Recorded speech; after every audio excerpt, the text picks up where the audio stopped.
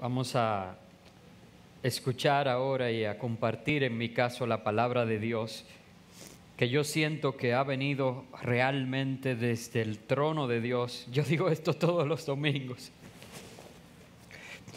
Y qué bueno que sea así, hermano, que las palabras que salgan desde este púlpito sean la manifestación, ¿verdad?, de el pasar tiempo con Dios y de pedirle al Señor que Él sea el que hable. Y ciertamente Él me ha hablado y tengo una palabra buena para cada uno de ustedes. Y yo quiero hablar hoy acerca del reposo del pueblo de Dios. Y yo creo que en momentos de tanta incertidumbre como estas, se hace necesario, y es algo que anhelamos, tener reposo en Dios. Y vamos a estar sustentando el mensaje de la palabra de Dios en la carta a los Hebreos, en el capítulo 3, versos 7 al 19. La carta a los Hebreos, capítulo 3, versos 7 al 19. Te pido que lo busques y que lo dejes allí, porque hoy no voy a leer el texto para iniciar, sino que vamos a ir leyendo a medida que vaya compartiendo los puntos. El mensaje de hoy es bien sencillo, los puntos que el Señor me ha dado a compartir con cada uno de ustedes. Algunos de ustedes que hayan estado en mi oficina, en la oficina pastoral, ya sea tratando situaciones de pecado o de desánimo, de alguna pérdida, y eso provoca depresión, o de cualquier otra situación dolorosa. Quizás alguna vez me ha escuchado decir la siguiente enseñanza: es que una vez que uno atraviesa situaciones como estas de dificultad, automáticamente se presentan dos caminos delante de nosotros. Ante una situación adversa, se presentan dos caminos automáticamente delante de nosotros. El primero de ellos es el de aferrarse a Dios, someterse a Dios, aunque muchas veces este camino conlleva dolor, conlleva asumir responsabilidad, conlleva vergüenza, pero su fin, el fin de este camino, es un fin de vida. Y yo siempre recomiendo a la gente que pasa por una situación como esta que describí, que tomen este camino, el camino de aferrarse a Dios y someterse a Él, acercarse más a Él. Pero hay otro camino que se abre ante estas situaciones, y es el camino de alejarse de Dios. Es justificarnos, es culpar a los demás, es quejarnos, es molestarnos con Dios que permitió esa situación. En fin, este camino nos lleva a apartarnos de Dios. Y ese camino, aunque te parezca derecho, aunque te parezca que es el único camino que te queda por la situación que ha pasado, ahí se aplica lo que la palabra dice, que hay caminos que al hombre le parecen derecho, pero su fin es un fin de muerte. Este camino siempre lleva a la muerte, y yo nunca le aconsejo a las personas que van a mi oficina que tomen ese. Pero la verdad es que no tengo las estadísticas, pero unos toman el camino de aferrarse a Dios y otros toman el camino de alejarse de Dios ante estas situaciones. Y yo creo que hoy todos, sin excepción, estamos viviendo una situación tan difícil que considero mi deber como pastor enseñarles 4 puntos de manera sencilla que aprendemos en este pasaje que se encuentra en la carta a los Hebreos, para que podamos aplicarlo a nuestra vida y a esta situación, a este momento histórico, a fin de que podamos, aún en la más grande de las tormentas, encontrar reposo en el Señor. No importa las situaciones adversas, y muchos de nosotros vamos a tener que lidiar con situaciones adversas bien difíciles en diferentes áreas. Desde ya lo estamos haciendo. Sin embargo, estos 4 puntos yo te garantizo que te van a ayudar a hallar el reposo que Dios ha dado a su pueblo. Por eso quiero que lo vayamos analizando y estudiando con detenimiento, a fin de que podamos ir tomando nota de estos 4 puntos, y más que tomar nota, que podamos luego hacerlo vida en nuestras vidas. Y quiero que me acompañen a leer los versos del 7 al 11. Dice la palabra de Dios: por lo cual, como dice el Espíritu Santo. ¿Quién es que dice? El Espíritu Santo. Entonces debemos prestar atención a lo que el Espíritu dice a la iglesia. Si oyereis hoy su voz, no endurezcáis vuestros corazones como en la provocación, en el día de la tentación en el desierto, donde me tentaron vuestros padres, me probaron y vieron mis obras 40 años, a causa de lo cual me disgusté contra esa generación y dije: siempre andan vagando en su corazón y no han conocido mis caminos. Por tanto juré en mi ira: no entrarán en mi reposo. Qué terrible esto que acabamos de leer. Dios está haciendo una advertencia, y como para dejar sentado que esto es palabra de Dios, dice: como el Espíritu Santo dice. O sea, quien está hablando es Dios mismo. Y dice: no endurezcas tu corazón como aquel día, porque eso trajo consecuencias fatales para el pueblo. Esto no es un pasaje o una palabra de Dios escrita para los que están allá afuera, aunque a ellos les alcanza la misericordia de Dios. Esta es una palabra para el pueblo de Dios. Y lo que Dios está diciendo es: no endurezcas tu corazón, porque eso trae consecuencias nefastas. Por 40 años el pueblo estuvo divagando en el desierto. Tuvieron que ver mis obras. Me disgusté con toda esa generación. El pensamiento de Dios acerca de su pueblo era: ¿qué va? Siempre están vagando en su corazón y no han conocido mis caminos. ¿Usted quisiera que se dijera eso de Puerta Abierta? ¿Usted quisiera que se dijera eso de usted? Es más, miren, lo voy a poner más difícil. No es que se dijera eso de usted, es que Dios diga eso de usted. De ninguna manera.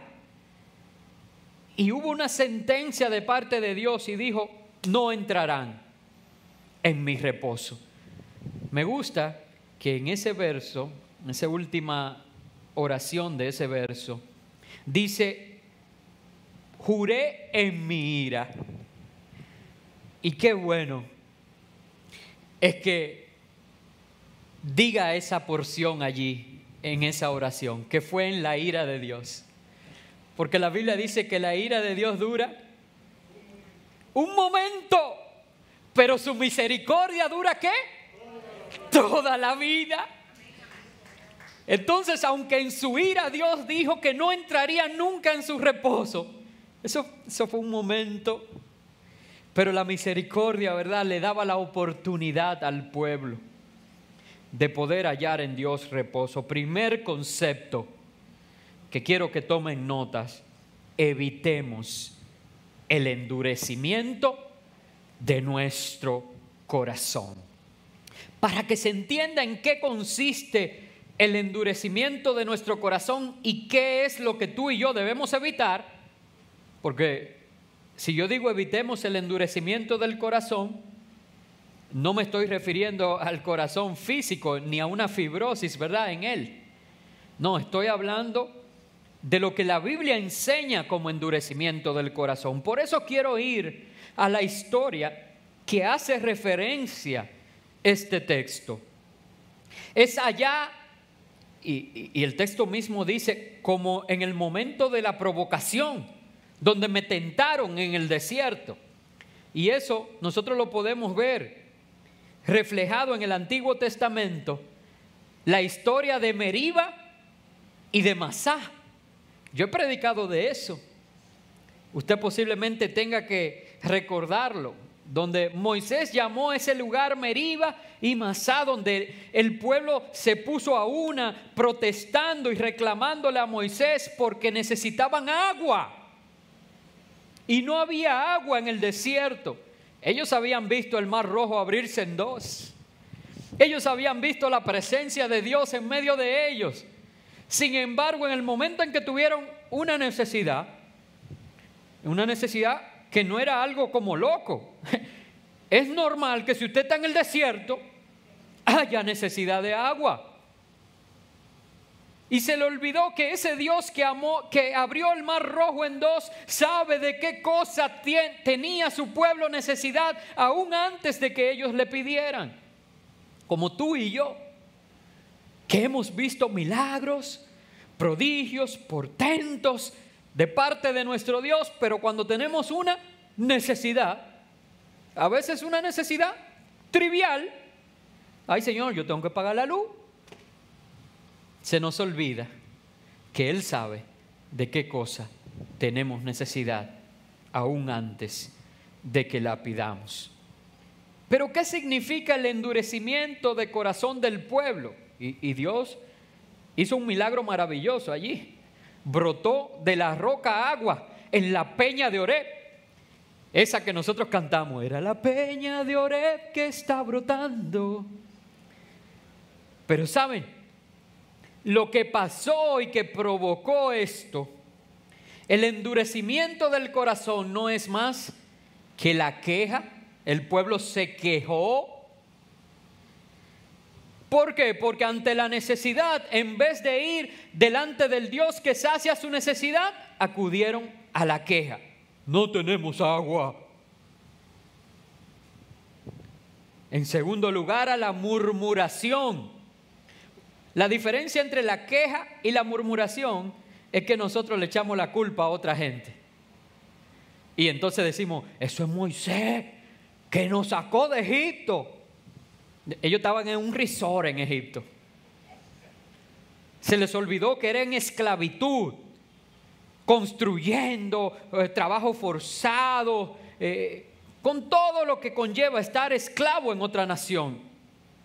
No, pero ellos murmuraron contra Moisés. Moisés nos sacó de Egipto para que muriéramos de sed en el desierto. Ustedes ven cómo la necesidad hace que la queja y el culpar a otros, todo se alinee. Entonces la queja se convirtió en murmuración, se convirtió en un cuestionamiento de si Dios estaba con nosotros. Hermanos, yo quiero que, como nosotros tendemos a ver más fácil la paja en el ojo ajeno, yo antes de mostrarle la viga en el suyo, quiero que usted me ayude a ver esta paja en ojo ajeno. ¿Usted cree que habiendo cruzado en seco el Mar Rojo, había dudas de que Dios estaba con ellos? Claro que no. Sin embargo, en ese momento, bueno, pero si vinimos a morirnos por la sed, ¿qué es más difícil? ¿Encontrar un poquito de agua o cruzar en seco por el mar? Cuestionaron, ¿será que Dios no está con nosotros porque las cosas no se ven bien? ¿No pintan bien? Cuestionaron eso. Y ahora yo quiero que vayamos a la viga. tantos milagros, señales y prodigios que Dios ha hecho en medio tuyo, viendo la misericordia de Dios a todos lados y de forma tan palpable, todavía te cuestionas si Dios está con nosotros.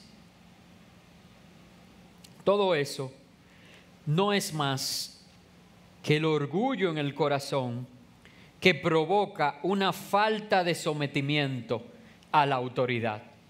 Porque en definitiva, la pregunta no era si Dios estaba con nosotros, es, ¿será que Dios no está con Moisés? ¿Qué responsabilidad la que tenemos que liderar? De que siempre la responsabilidad, ¿verdad? Lo bueno a veces y lo malo siempre es responsabilidad del que está liderando. ¿Será que Dios no está con Moisés? Cuando él levantó y se abrió el mar, ahí sí Dios estaba con Moisés, ¿verdad? Echó a la mar los carros del faraón. Pero no hay agua. Que yo sabía que Dios no estaba con él.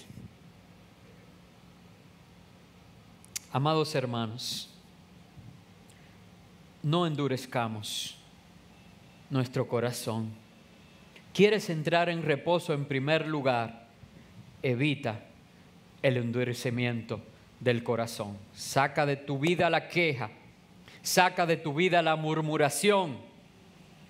La Biblia dice que si tu mano derecha te es ocasión de caer, ¿qué tenemos que hacer? Hay algunos que van a tener que cortarse la lengua. Esto no es literal, hermano, pero es verdad. Córtate esa lengua, no murmures. No cuestiones a Dios. Y no dejes de someterte a la autoridad delegada por Dios. Número 1, evitemos el endurecimiento de nuestro corazón. Vamos a leer el verso 12 para ver nuestro segundo concepto. El verso 12 dice: mirad, hermanos, que no haya en ninguno de vosotros corazón malo de incredulidad para apartarse del Dios vivo. Mirad, hermanos. Yo le dije a los hermanos que estoy hablando, que no haya en ninguno de vosotros corazón malo de incredulidad para apartarse del Dios vivo. El segundo concepto para entrar en el reposo del Señor es: cambia la incredulidad por la fe. Cambia la incredulidad por la fe. Hermanos, la incredulidad nos aparta de Dios. Pocas veces nosotros vemos a Dios haciendo afirmaciones tan categóricas como esta, diciéndole que el que tiene incredulidad en el corazón tiene un corazón malo y que lo lleva a apartarse de Dios. Que el Señor nos libre de esto, a permitir que nuestro corazón sea dañado por la incredulidad, por la falta de fe. La Biblia dice en Hebreos 11:6, pero sin fe es imposible. Yo quiero que tú lo digas conmigo, di: es imposible agradar a Dios. Porque es necesario que el que se acerca a Dios crea que le hay y que es galardonador de los que le buscan. Yo hablaba hace unos días desde este mismo púlpito acerca de la prudencia y de la fe. Yo no sé cuántos recuerdan ese día. Y yo les decía que ambas eran muy necesarias en este tiempo, pero que pocas veces la prudencia y la fe van de la mano y que por tanto necesitábamos la guianza de Dios para saber cómo actuar ante cada situación. Unas veces asidos de la prudencia y otras veces dando pasos de fe. ¿Por qué yo digo que nunca van una y otra de la mano? Porque hay cosas que son pasos de fe que la prudencia no permitiría realizar. Y que entonces donde se detiene la prudencia, empieza a actuar la fe. Bueno, en este tiempo me ha tocado a mí administrar prudencia. Y lo he hecho. He sido cuidadoso, he llevado los protocolos, he insistido, he enseñado acerca de la prudencia.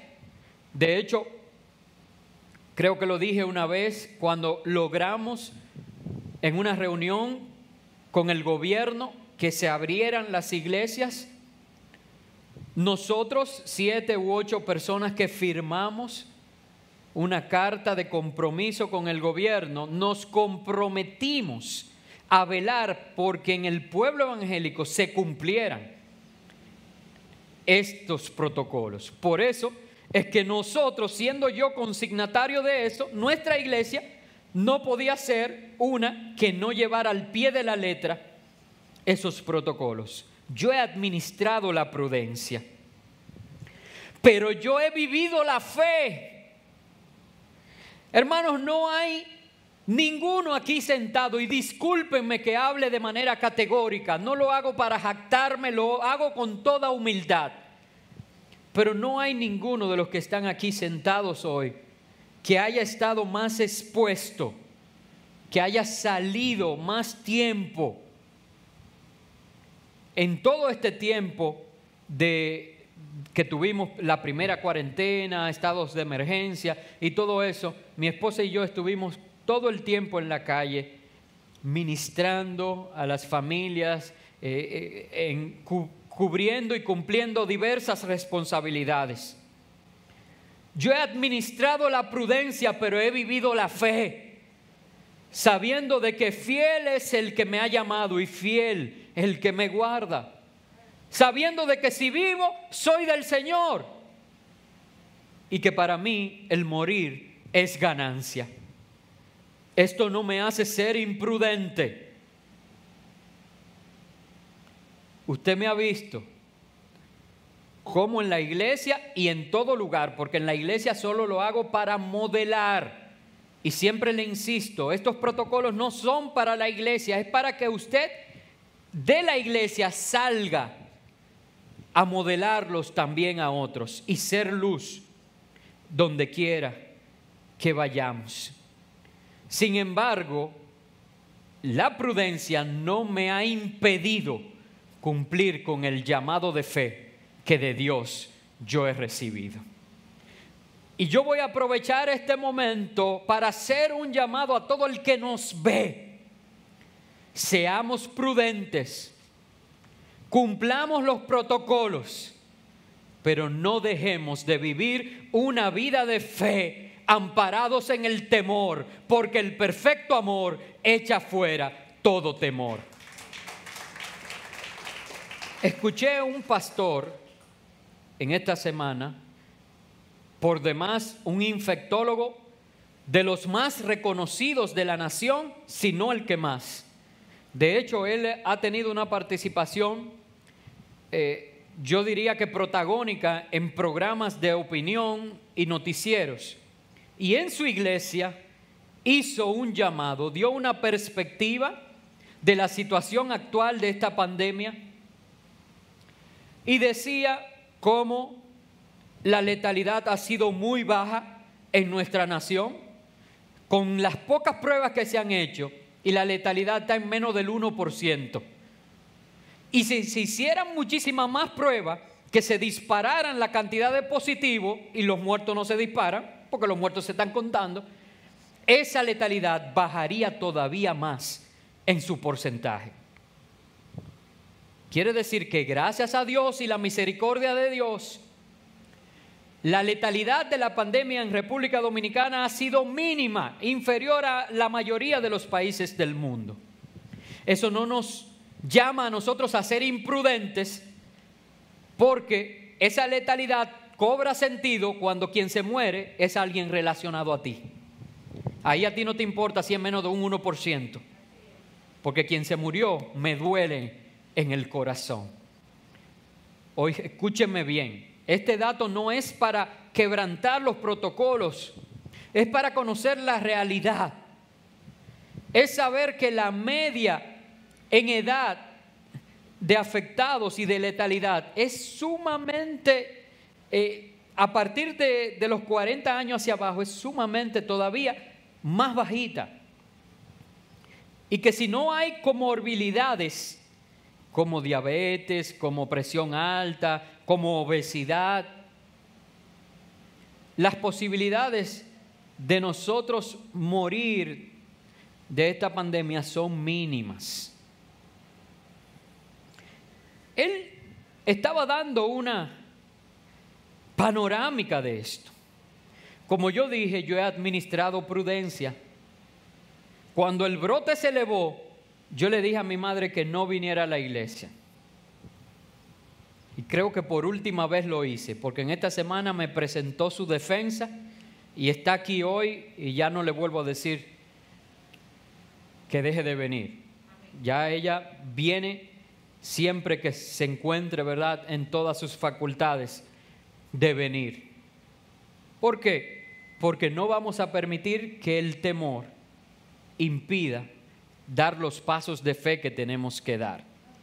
Decía el doctor Núñez, y ya voy a redondear en este punto, que la normalidad que nosotros esperamos no va a llegar hasta el 2021. Por más que se está avanzando en las vacunas, y gracias a Dios, él dijo que habían cientos de vacunas procesándose, hay 96 que están registradas, hay 8 que han tenido un buen desempeño y hay 3, él dice, ya reconocidas. Pero que por rápido que se avance en esta, no será hasta principio o mediados del 2021 donde estará disponible. Y él decía, y entonces, usted va a dejar de crecer en el conocimiento de Dios y en su vida espiritual de aquí al 2021. Se endurece el corazón.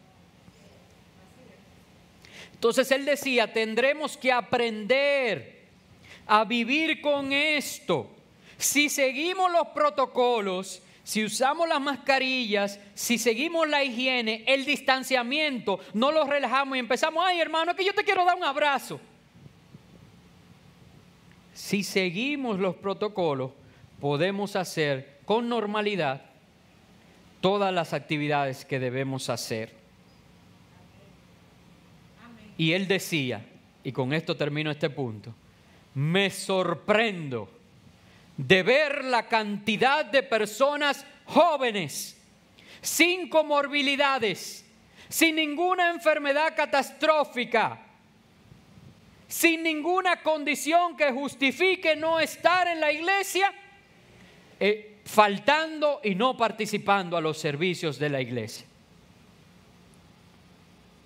Saben, como pastor, yo no he dejado de pastorear. Y paso lista y digo, ¿y fulano? ¿Es diabético? Esto, y es jovencito. No tiene nada. ¿Y por qué no está? No, para guardar su familia. Ok, ¿él está yendo al trabajo? Sí. Oh, no guarda su familia del trabajo. ¿Él está yendo al supermercado? Sí. Ah, no guarda su familia del supermercado. Y ahí sí se aglomera gente, y ahí sí usted le pone la mano a los carritos, y ahí sí todo el que viene, porque aquí la gente compra así. Usted va a coger una manzana, pero usted le pone la mano a 5 manzanas. Y después, los 4 que vienen atrás, cogen de esa manzana que ya usted tocó. Ah, pero a la iglesia no ha venido. Y entonces las redes son tan mentirosas que el pastor entra a las redes y lo ve en un junte, en una fiesta.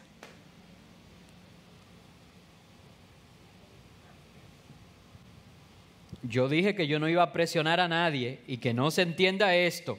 Vengan a la iglesia cuando usted se sienta seguro de venir. Este es un riesgo voluntario. Ahora, mi enseñanza en esta mañana, cambiemos la incredulidad por la fe. Yo sé que si somos prudentes, el Señor nos va a guardar y por la fe puedo creer que Él nos mantendrá sanos. Vamos a ver el verso 13. ¿Cuál fue el segundo concepto? Cambiemos la incredulidad por la fe. Verso 13, y el tiempo me va venciendo. Antes exhortaos los unos a los otros cada día, entre tanto que se dice hoy, para que ninguno de vosotros se endurezca por el engaño del pecado. Vamos a leerlo nuevamente. Antes exhortaos, que el pastor los exhorte, dice ahí. Exhortaos unos a otros cada 6 meses, cada día, entre tanto que se dice hoy, para que ninguno de vosotros se endurezca por el engaño del pecado. El tercer concepto, amados hermanos, es exhortémonos unos a otros a permanecer. Esto no es trabajo del pastor, hermanos. El pastor tiene mucha responsabilidad. Esto es trabajo de cada uno de nosotros. Usted está viendo gente que se ha enfriado. Dele una llamadita. Y esto no se trata de venir o no venir a la iglesia. Ese punto yo creo que lo expliqué bien. Y el que no puede venir porque tiene una condición, nosotros lo respetamos y lo aceptamos. Y a ellos le ministramos. Por eso tenemos toda esta luz y toda esta cámara aquí alterando, ¿verdad?, cómo se ve la iglesia. Porque queremos que ellos puedan participar con toda la experiencia del servicio. Pero exhortémosle a que no pueda endurecerse y que el pecado lo engañe, porque hay gente que se queda trabajando el domingo. Hay gente que se queda fregando, lavando. Hay gente que toma los días y el día que es para el Señor, para otras cosas que no son lo importante. Exhortémonos unos a otros a permanecer. Tercer concepto, más que nunca se hace necesario tener personas que nos animen a crecer en nuestra fe en medio de la adversidad. Personas que nos ayuden a ejercitar y a crear hábitos espirituales. Hermanos, no dejemos que no voy a orar. No, sigamos insistiendo con la cuarteta de oración. Sigamos insistiendo con diferentes programas que se creen para ellos, a fin de que podamos separarnos del pecado y de las conductas del pecado. Y aun si caemos en pecado, personas que nos llamen al arrepentimiento, en tanto que se dice hoy.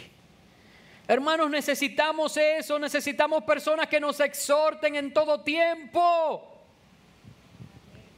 ¿A qué estás tú animando a los que te rodean? ¿A las actividades sociales? ¿Al temor? ¿Y estás mandando tú toda esa teoría de conspiración?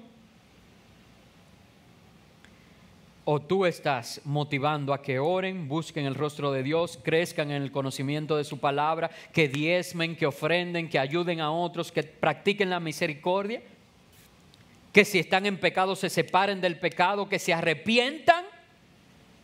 Saben, hermanos, para terminar este punto, vi una frase en esta semana. Cuando uso frases de otras personas me gusta citarlo, pero no pude encontrar, por más que busqué, ¿dónde fue que leí esto? Y lo importante es lo que leí, así que voy a decir que una cita anónima, o por lo menos de autor desconocido para mí. Y quiero que presten atención, porque al decir esta frase algunos se asustarán y dirán, será una herejía. Déjenme elaborar lo que voy a decir. Porque en este verso que leímos dice, en tanto que se dice hoy.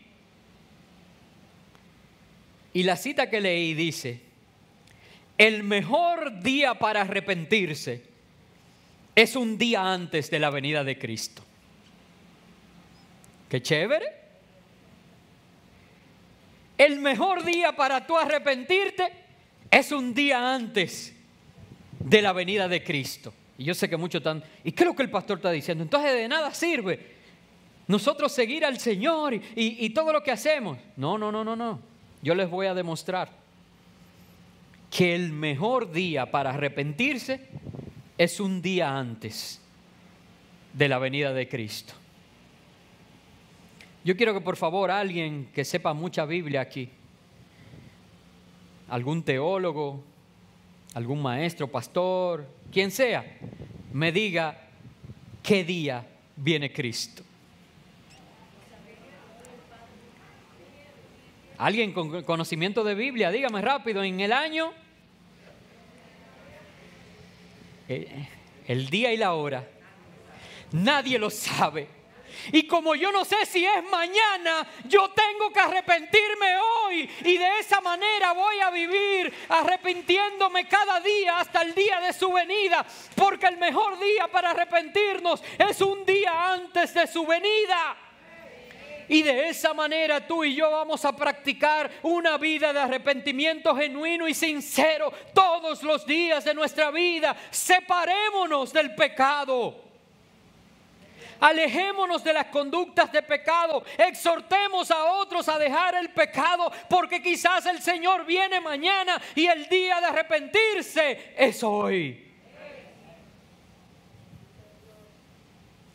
Exhortémonos unos a otros a permanecer. Hermanos, miren, yo como pastor no tengo miedo de empezar desde cero. No es mi temor como pastor, es mi llamado como pastor que me hace preocuparme para que tú no te pierdas. Yo pensé que a esta hora ya íbamos a haber tenido que empezar a dar 2 cultos. ¿Para qué? Para mantener, porque la prudencia la vamos a mantener, los protocolos, el distanciamiento. Pero qué bueno, nosotros todos estamos tranquilos aquí, distanciamiento hay de más y silla hay de más. Qué bueno. No, hermano, yo quisiera que fueran 4 cultos y que termináramos explotados. Pero bueno, exhortémonos. ¿Quién dice? ¿El pastor? No, unos a otros. Vamos a leer el verso 14 porque ya debo terminar. Porque somos hechos participantes de Cristo, con tal que retengamos firme hasta el fin nuestra confianza del principio. Voy a leerlo nuevamente como he hecho con todos los versos.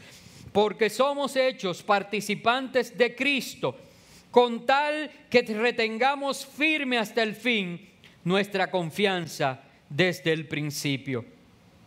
Cuarto concepto, seamos participantes de Cristo. No seamos meros espectadores. Seamos participantes, sirvamos, amemos, compartamos, entreguemos, como cuando teníamos el primer amor. Ese primer amor se habla en Apocalipsis, pero una cosa tengo contra ti, que has perdido el primer amor. Aquí le llama la primera confianza. Hermano, sirve al Señor como cuando le conociste. Ama a tus hermanos como cuando llegaste a esta iglesia. Entrégate al Señor y entrégale lo que eres con la misma pasión, con la misma confianza del principio.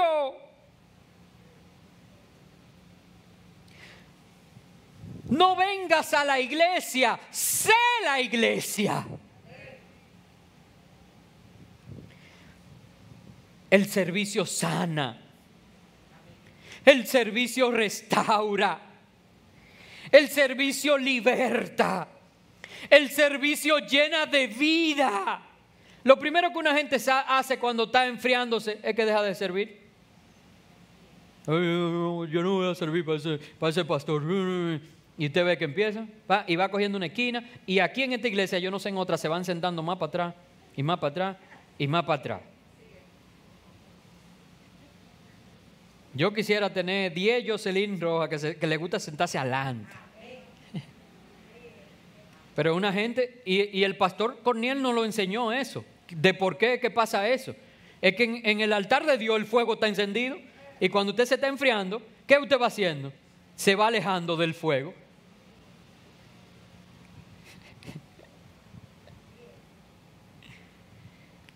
no solo vengas a la iglesia, hermano, sé la iglesia. He visto tristemente ambos lados del crecimiento y de la madurez. Tenemos aquí grandes profesionales que en la iglesia ponen al servicio del Señor todas sus aptitudes. Y eso sirve para edificación del pueblo. En el día de ayer tuvimos una conferencia magistral acerca de cómo elaborar un currículum y todo eso a cargo de un gran profesional.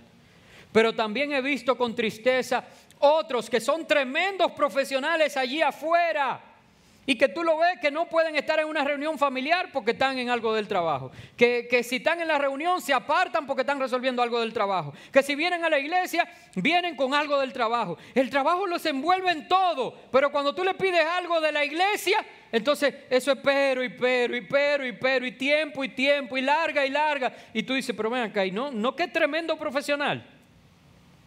Y yo estoy pidiendo que me resuelva una cosita. Y no lo ha hecho. Hermanos, seamos participantes de Cristo. ¿Usted sabe el privilegio que es eso? Yo he enseñado aquí algo que teológicamente, lo he dicho siempre, no lo entiendo, que en Cristo habita corporalmente toda la deidad. Y a ti te están llamando a ser parte del cuerpo de Cristo. Eso es un privilegio para tú honrar, para tú saltar, para tú dar gracias. Dios no te ha llamado a ocupar un asiento. Dios no te ha llamado a ser un espectador de su gloria. Y miren que la gloria de Cristo es como para uno quedarse expectante. Él te ha llamado a ser participante a través de su iglesia, que es el cuerpo de Cristo.